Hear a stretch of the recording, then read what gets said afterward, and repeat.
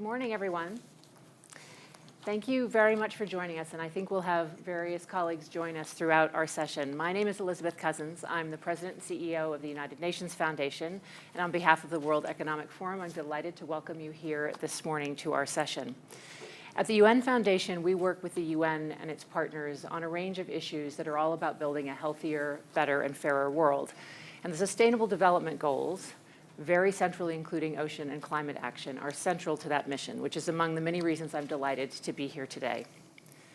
Everyone in this room and everyone on this stage should take some pride in how prominent the ocean has become as a priority in these rooms, as a system that shapes all dimensions of our lives, our health, our economies, our cultures, our security, and of course, our climate. But as one participant said here the other day, we can be happy with our progress, but we can never be satisfied. And that spirit of determination and urgency, I think, will be very present in our conversation here this morning. Which brings me to our topic, where the land meets the sea, and how blue carbon ecosystems can be critical to wider solutions that we need to meet both the climate and the inequality emergencies that we face as a world. Blue carbon ecosystems have exploded in recent months. They've attracted a lot of visibility and momentum. We all know the reasons why. They represent just 5% of land area, but store roughly half of the carbon buried in ocean sediments. Blue carbon ecosystems can store between 10 and 100 times more carbon than forests, while also providing for essential biodiversity, coastal resilience, and livelihoods.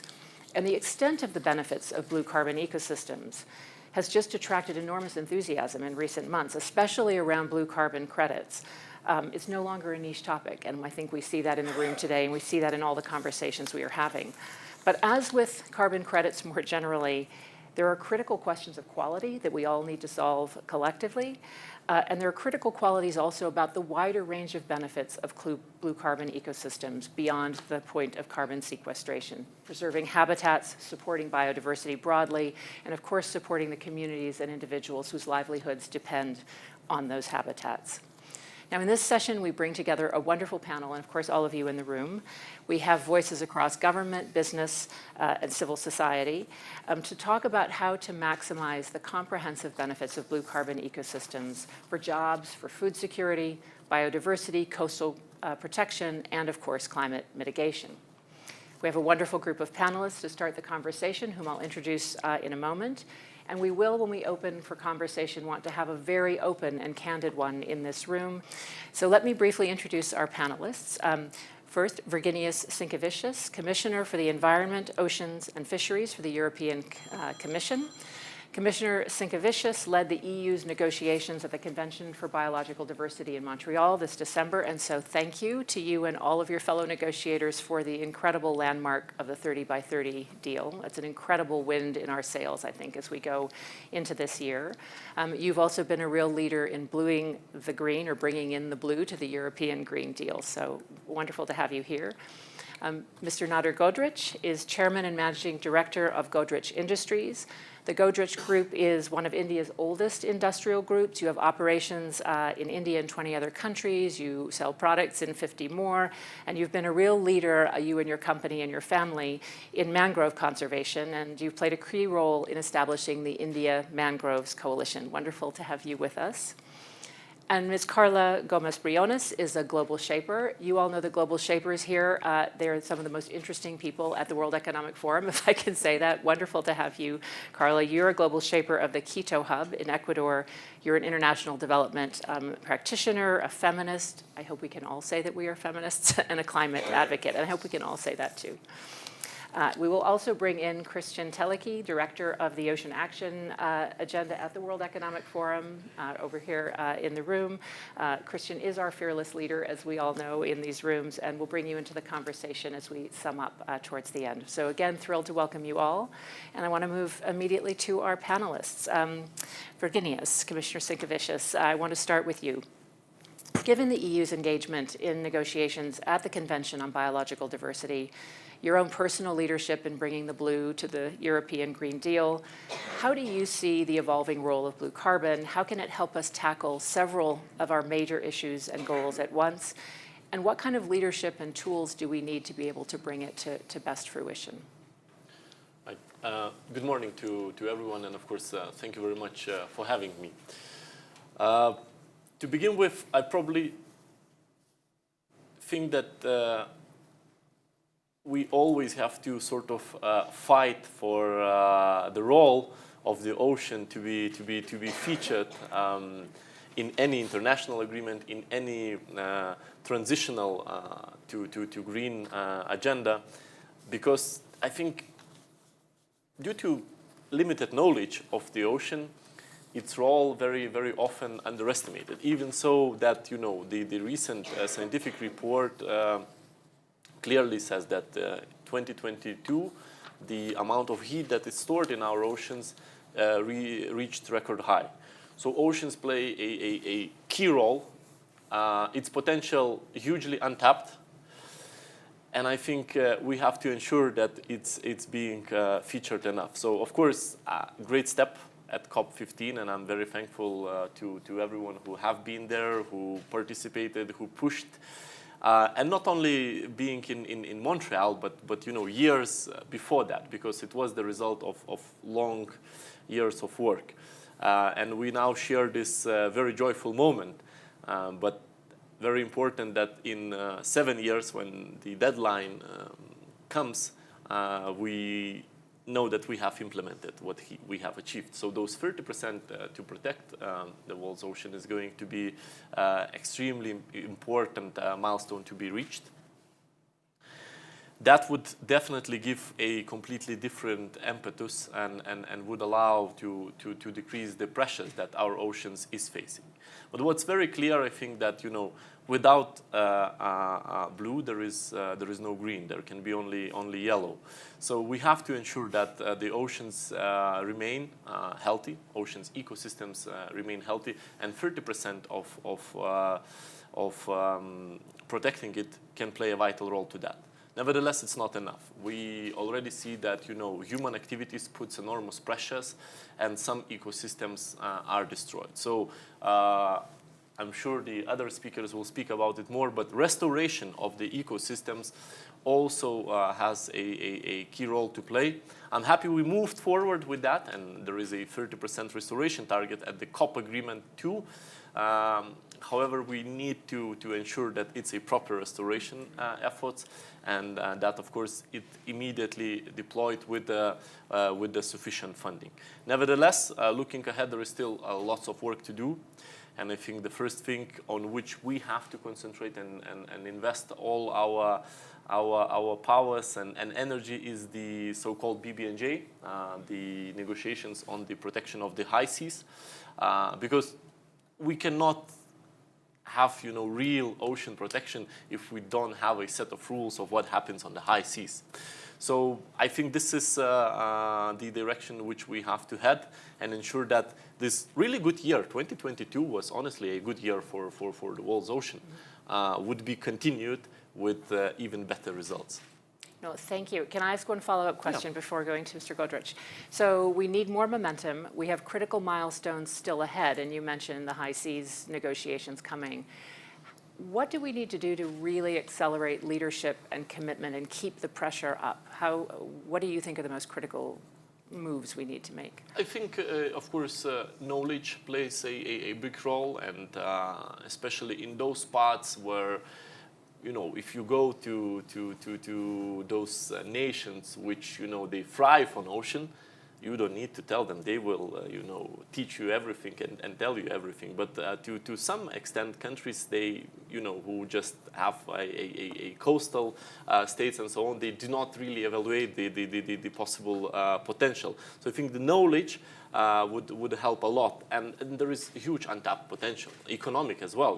We just introduced this year algae's communication in EU, and algae has huge potential to feed society, to produce medicines and etc. So I think there is still huge knowledge gap, which unfortunately then does not allow for decision makers and politicians especially to put more focus on the world's oceans and the issues that they are facing.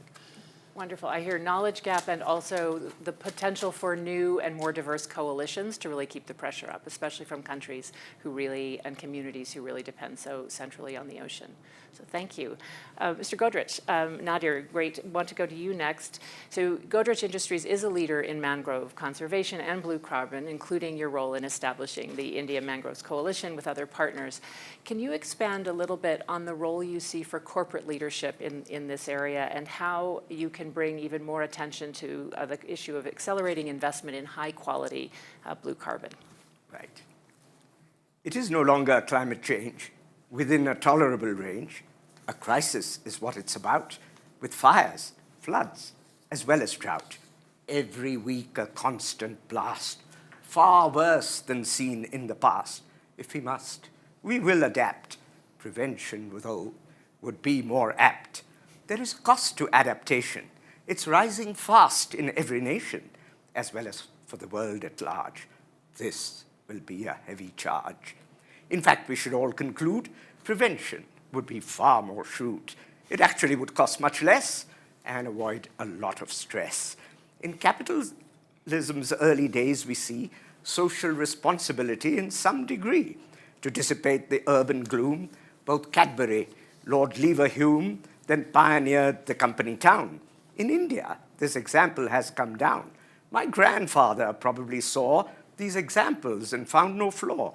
He bought faraway marshy land his critics just couldn't understand. They concluded he had gone quite mad.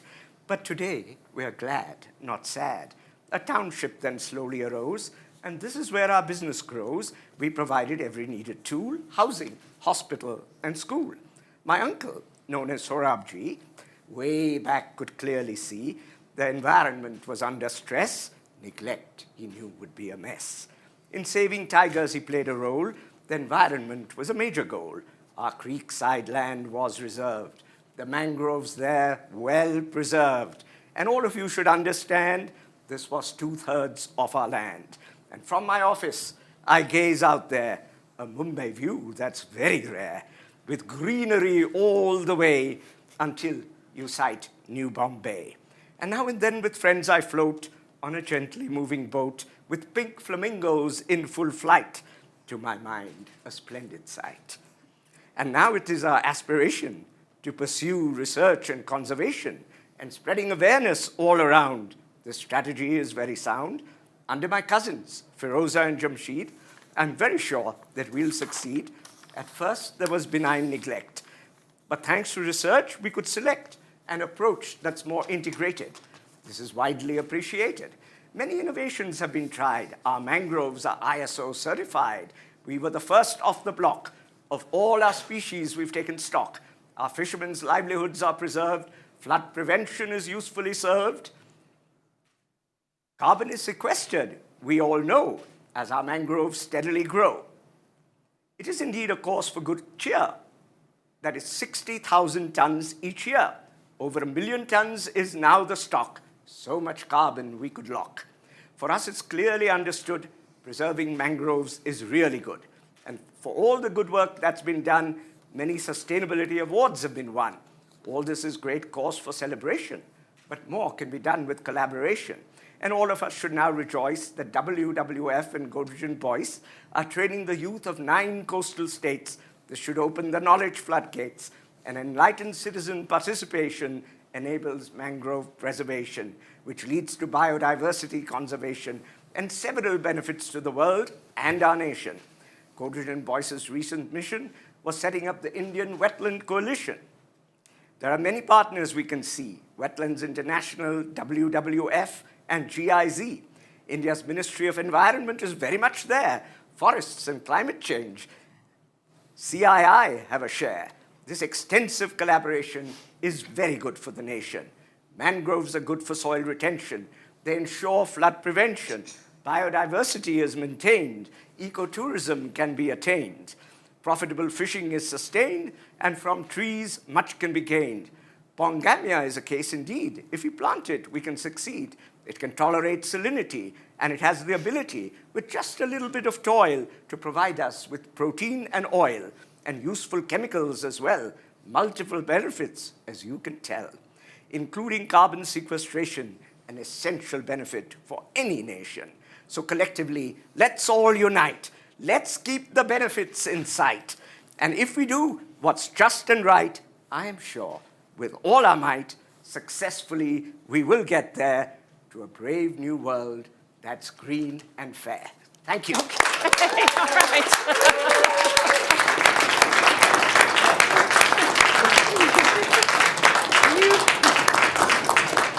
You have set an absolutely impossible bar. So, I have to tell you that in the room before when we were coming in, you are a very humble person. You did not warn any of us that you were going to speak. I like the surprise. So the element of surprise, I think, so the answer to corporate leadership is serious poetry. So we have to remember to bring Absolutely. the poetry. I feel I must, that is such a, I'm tempted to ask you one follow-up question, if I may, because I love that you brought passion, art, and humor and everything into that. And just as a leader in your company and in your community, and you clearly are in so many dimensions, just how do you see that responsibility? I mean, your whole family has been very invested, as we've just learned, in this issue of mangroves conservation and all of the manifold benefits that come from blue ecosystems. So, can you just say a little bit about your own kind of personal philosophy of leadership, perhaps? We've always had a philosophy of corporate social responsibility. We're a 125-year-old company, and sustainability in both senses of the word is very important for us. And sustainability in the sense of being green and fair is really a way to sustain, because it looks like you have to make sacrifices. There are short-term sacrifices, but there are tremendous long-term gains. You get the support of society, you get the support of your employees, you get the support of governments. The banks love it if you're sustainable nowadays. In the past, they may not have cared much. So I think doing good is very good for business. And all business should take that to heart. It's short-term sacrifice, but a tremendous long-term gain. Wonderful. Thank you. Well, that's the perfect segue now to Carla Briones. Wonderful to have you here. You have worked extensively on blue carbon ecosystems. You work on trying to build funding for mangroves conservation and restoration. You work with the community, particularly on community solutions and livelihoods. So can you tell us a bit about how you see the role of blue carbon in supporting both the financing and investment in coastal resilience, and especially the role of livelihoods and community involvement? Yeah, sure. Thank you, Elizabeth, and good morning, everyone. I'm delighted to be here today with you. And I think I'm going to talk about a little bit about my experience. So I have been working for United Nations Development Program in Latin America and the Caribbean, with a multi-country office of Barbados and the Eastern Caribbean. And when you work with communities, when you are in the coastal region, you can really see how important mangroves are for them, for the community, for the livelihoods.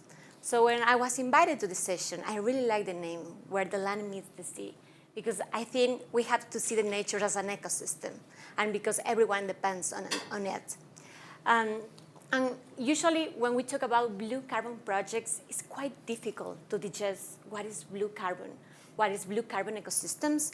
A lot of persons that are working, in fact, in climate don't know what blue carbon is still. So I think these kind of panels need to build momentum on talking on the importance of mangroves, that the importance of seagrass that we have now, and the ability that they have to contribute to climate mitigation. But I'm going to talk a little bit about that blue projects, especially blue project ecosystems, are rich in co-benefits beyond carbon abatement. And just to mention a few of them. First, they are critical for marine life. Second, they contribute to coastal livelihoods. As you said, fisheries, ecotourism is critical for our communities. And third, they act as a buffer, as a natural buffer, preventing against hurricanes, floods, and storms. So when we talk about mangroves, we need to understand how important they are. Just to give you a little bit of information about Latin America and the Caribbean, mangroves constitute 26% of the world's mangrove population in general, of the forest. But however, we can find enough funding. We know the importance of mangroves, but they are underfunded. So for me, I think this is a very important moment because we can, and you mentioned this at the beginning, we are now still talking about carbon markets. Because we can use blue carbon ecosystem as a huge potential to carbon sequestration. However, there are a lot of obstacles that are preventing to do that. First, we need to be very, very clear about the quality of the credits. And as you said, the scientific research is not there yet. And second, if we want to use carbon credits from blue carbon solutions, we need governments to be more involved. And one thing that is building momentum right now, and I'm very excited for that, is in the last COP27, governments are signaling support by including blue carbon solutions into national determined contributions. So if we start thinking that blue carbon ecosystems are going to be key for carbon capture, governments can include them in their nationally determined contributions.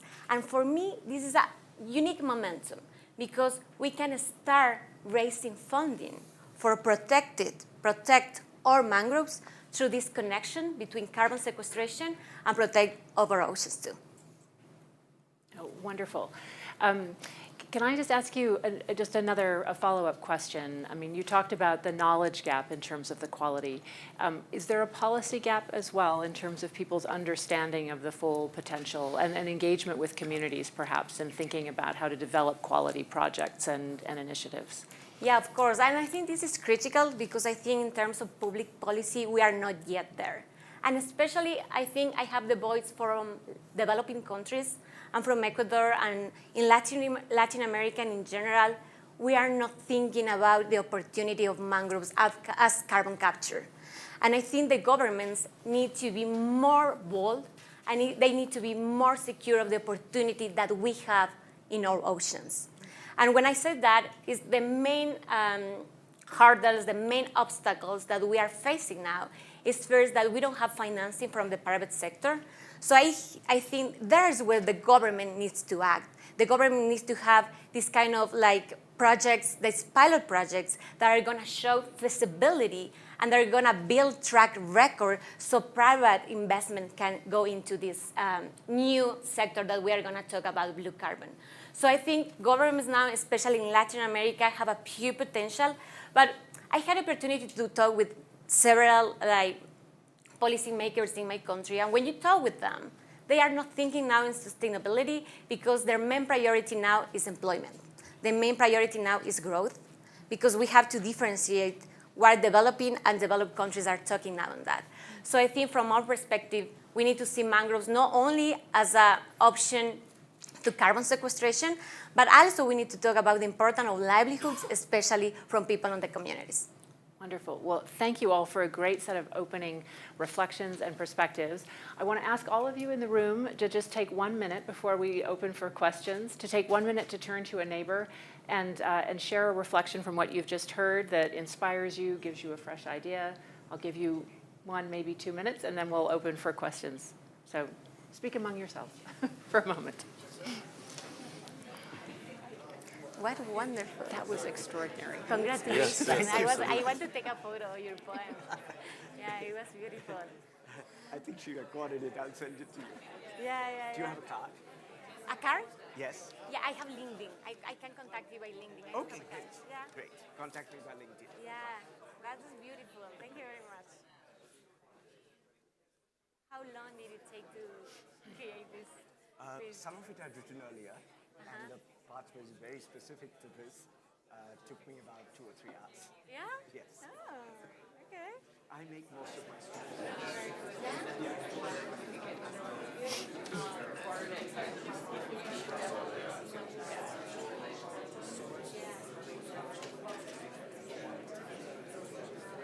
Remember this session just because. All right, I'm going to call them back to order. All right, the danger with this technique is, of course, is that then the room wants to keep talking and you lose control of the room. I'm going to call you back. I'm going to call you back to order. I hope you've started conversations that you can continue after this session is over, so we hope that that worked. Wonderful. So we now want to open the floor for questions for our wonderful panel. If I can ask you to just raise your hand if you have a question or a comment you want to make, and I will endeavor to call on you in the order in which I see you. Oh, someone's got to have a comment. And you don't need to rhyme, so don't worry. There's no pressure. Sure, please. And as you take the floor, just introduce yourself briefly. And Hi. Thanks very much to everyone. Alfredo Giron, the program lead for the Ocean Action Agenda here at the forum. Commissioner, I was having a wonderful conversation here about what the EU is trying to push, and of course the leadership shown during the Montreal meeting. And I am just wondering, in all of this ambition around 30 by 30, is there an explicit relationship to blue carbon ecosystems? Are we going to, of course there has to be an integrated plan, but are we planning to do something and push something that really recognizes the values that we have talked about in this panel? So just that.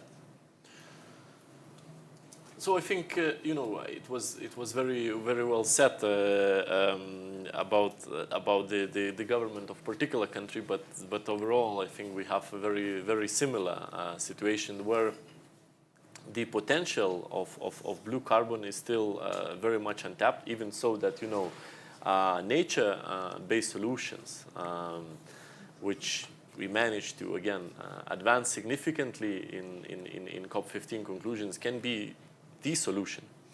And here when we speak about the ecosystems such as seagrass or salt marshes and coastal wetlands, they can provide climate mitigation measures, which I don't think so anything can provide the better ones. And if you look the estimation, the prices, that every year the worth value is around 190 billion of US dollars. So potential is there. It has to be more featured within the policymakers, within the decision makers. For me personally, when we speak about the climate matters at the COP27 or UNFCCC COPs or when we address biodiversity, ocean is the natural connection. Without oceans, we cannot reach or solve any of the issues that we're trying to solve. Whether it's a climate crisis with, again, carbon storage and etc., or it's a biodiversity where you lose ecosystems. So only healthy oceans ecosystems can help us solving the matter. So that connection for sure has to be improved and has to be featured more and more. thank you. I have a question here.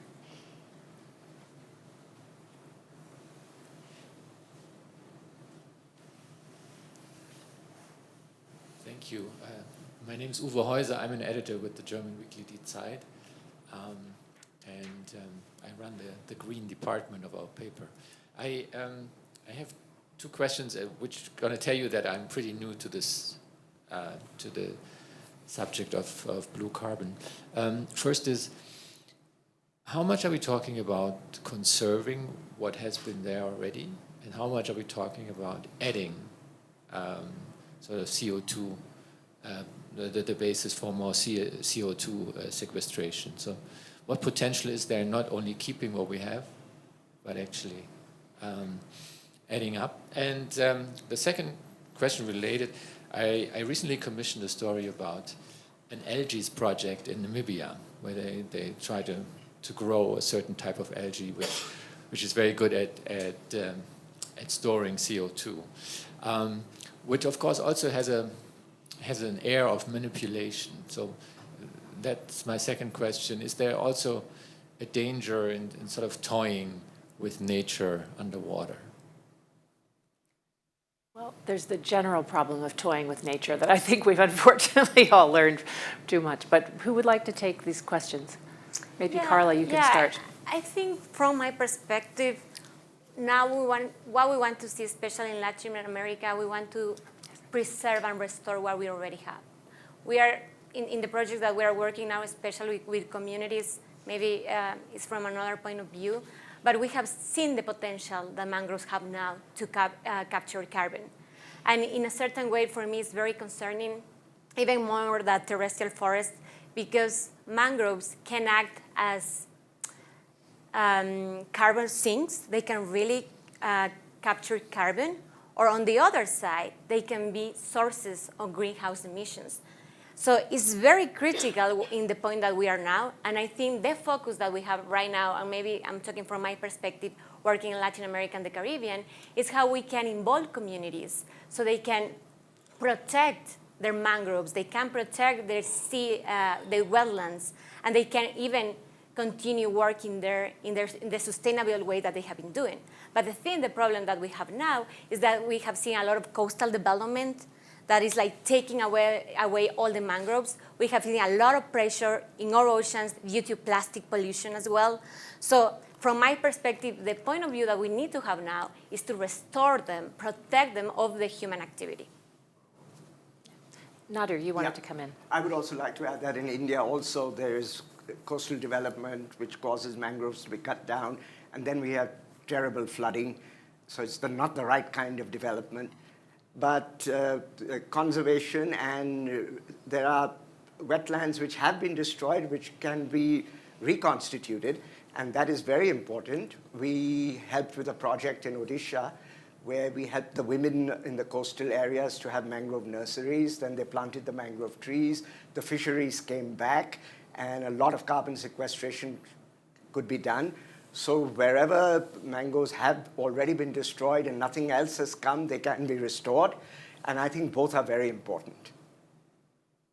And also a reminder again of the interconnection across issues. I mean, you spoke, Virginius, about the BBNJ negotiations, but of course last year we also had a landmark agreement to negotiate a plastics treaty, which is so critical also for this topic. I would like to address this issue of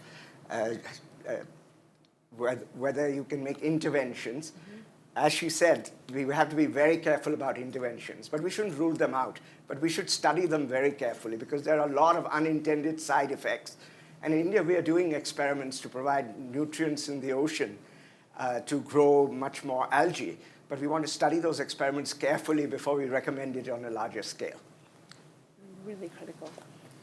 Other questions? I may start calling on you. And that's very dangerous for those of you who know me. And I'm looking at one of them right now, which is Peter Thompson, the UN's Special Envoy on the Ocean. And I'm going to give you a moment to collect your thoughts. But you have been in this, you have been plying these issues for some time. You are one of the most passionate advocates of the ocean is climate, the climate is ocean. At the end of it all is equity. And I would love to hear from you as we talk about these dynamics of so much momentum, but so much that's still emergent, whether it's about the science, whether it's about the potential for unintended consequences, the policy environment. I mean, you have worked on mobilizing coalitions for action in so many different ways. What do you see as the most important kind of milestones over the next year, and how can we organize ourselves in our various communities and constituencies to bring the right kind of positive momentum and energy to this opportunity? Well, thanks very much, Elizabeth. Good morning, everybody. First time I've opened my mouth this morning, so I'm not quite sure what's going to come out. But first of all, can I just say it's wonderful that the Montreal Global Biodiversity Framework was your starting point of today's discussion. We live in this post-Montreal world, and I don't think, and great that the media is here, I don't think the world has quite caught on to the importance of this. Everybody's captured by UNFCCC and the COPs that we hold on climate change. But the Global Biodiversity Framework, to which we all agreed by consensus in Montreal last month, maybe Christmas got in the way, has just not caught the global imagination. And yet it's probably more important than climate change. Science has told us that if we don't meet these targets, particularly the 30 by 30 target, we will see round about 2030 the cascading of extinctions of species in a way that hasn't been seen since the dinosaurs disappeared. And that's obviously does not augur well for our species. So the global biodiversity framework, we've only got 7 years, you know, and we're already a month into it, and people aren't even talking about it. So great that here in Davos, it is surfacing as a major issue, and I thank you again for bringing it up early. You know, when we talk about 30 by 30, obviously coastal zones are so important in that for all the benefits that the panel has so articulately put forward. There are ideas arising from what you were saying, Gomez, about how Ecuador can monetize blue carbon as a result of what was decided in COP27. This is the way we have to be thinking.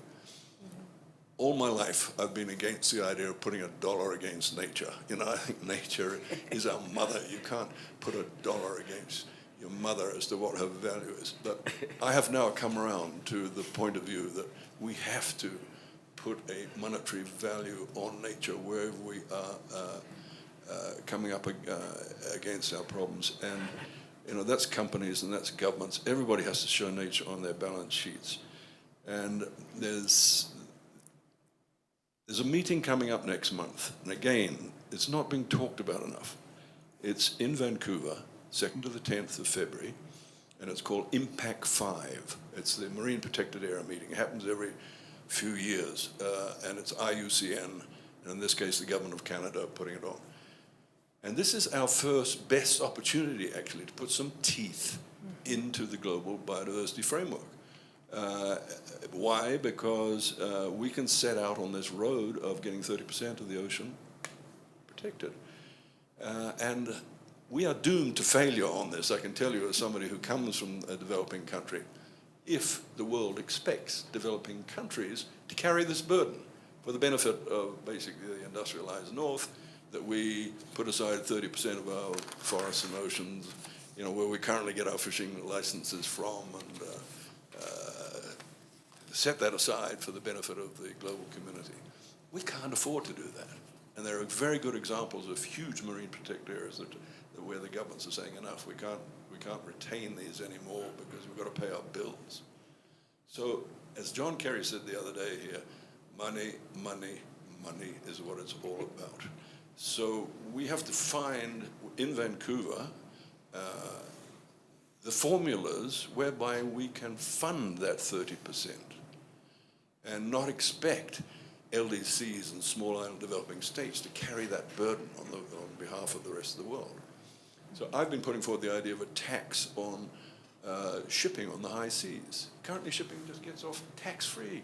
You know, they don't pay any tolls to go on a highway. They pollute as they do it.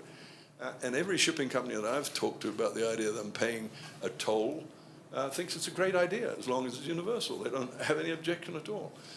Anyway, that money raised, the billions raised from that, could go towards funding this 30% MPAs. But yeah, that's IMO, and it takes a while to get things through there. I think it's more perhaps about creating a trusted global market for nature products, and blue carbon is a big part of this. So that if I own, as a local government, 100,000 acres of mangroves, I should be able to stick that on an international market, one that's properly certified, where I'm not selling you my mangrove, I'm selling you my promise to keep my mangrove pristine. And that's what you can trade on. That's another option that we're going to discuss in Vancouver. But we can't come away from Vancouver without some better ideas on how we're going to fund this whole thing. And I'd be very interested to hear from the panel as to what they think about funding. And the blue carbon idea that Gomez came forward through was a bit of a light bulb moment for me. Thanks. Wonderful, and thank you for not minding being tapped first thing in the morning. Strong points, if not poetry. Well, why don't we come back to our panel to respond perhaps to Peter's question and any concluding thoughts you have, and then we'll go to Christian for a final reflection. So maybe go in reverse order, if I might. Sure. Carla, Nader. Thank you very much. And I think now we are in the right moment. There's a lot of hype talking about carbon markets, and I think we haven't tapped the potential of blue carbon solutions. So as you said, what we need is more scientific research so we can guarantee the quality of these credits. And it is very, very, very important because we cannot just say, yeah, we are going to protect the mangrove and nothing is happening, and it's very difficult to measure it. And second, we need more bold public policies from government that encourage private sector to go into the market. And just reverting to the question previously, I think the nature gives us the best technology to capture carbon, that is our mangroves. And sometimes we are thinking about other technologies, carbon capture technologies, but we have one that is our oceans and our coastal region, and I think we need to take advantage of it. Wonderful. Nadir. Yeah. You mentioned that you don't like intellectually to put a price on our Mother Earth, but you're absolutely right. We need a price to solve these problems. At even $80 or per ton of carbon dioxide, I think we can solve the problem. You suggested a global tax on shipping. Why not a global carbon tax on everything? And also a biodiversity incentive over and above that. Because often biodiversity solutions are carbon sequestering solutions, but when you get double benefit, there should be double value. If we have the right value and it's a uniform, business will not mind a uniform tax, especially if some other taxes are reduced, or even if there's a universal basic income funded by that tax, business is going to benefit. So we do not like unequal treatment, as Europe objects to America's new green policies. There should be a uniform policy all over the world, and business won't mind, and we will be able to solve these problems very quickly. But you also raised the issue of a fair market, an honest market, and it's not easy to evaluate carbon, nor is it impossible. If we get a good, fair evaluation and it's a trusted market, we will solve the problems. Thank you so much. I'm tempted to clap after every single one, and I know we can't, and I know it's exactly not my job to do, but Virginius, to you, please. Yeah, just to finalize then, I think, again, we here discussed the idea of blue carbon and putting the tack on it, but it's definitely still quite raw and it needs work done. I think what is already here, what can be used, first of all, we need to focus on DSI, digital sequence information sharing, which is there, which can bring a concrete funding to, let's say, biodiversity fund, which can be then used for conservation measures of the oceans ecosystems.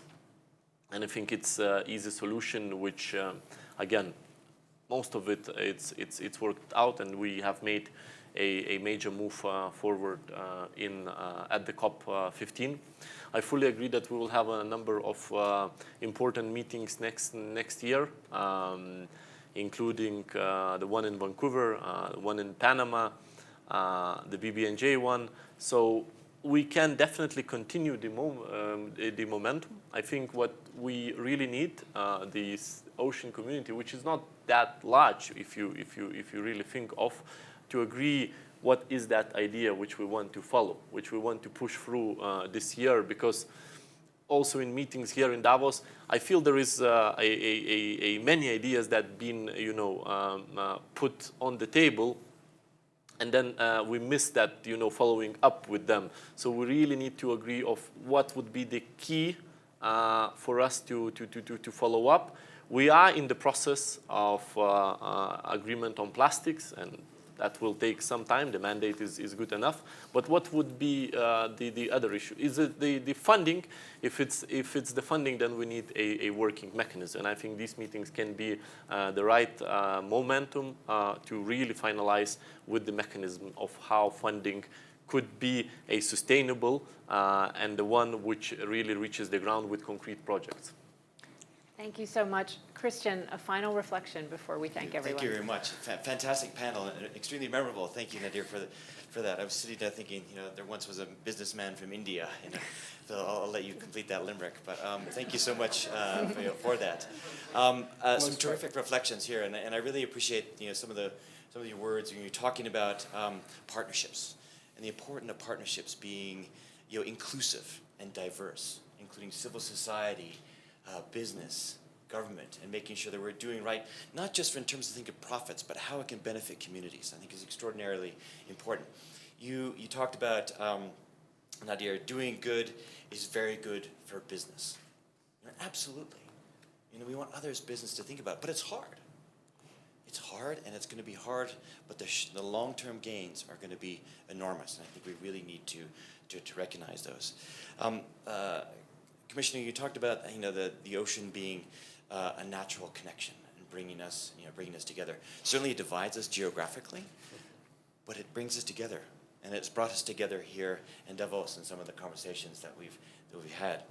Specifically, when we talk about partnerships, and blue carbon is a terrific example of bringing different sectors together that address sort of triple wins for nature, people, and the economy. And we know that, but we need to get it right. Absolutely, we need to get it right. There is an enormous expansion in interest around blue carbon and blue carbon credits, and the demand is there. So we need to make sure that we establish a system by which we get high quality, verified credits into the system.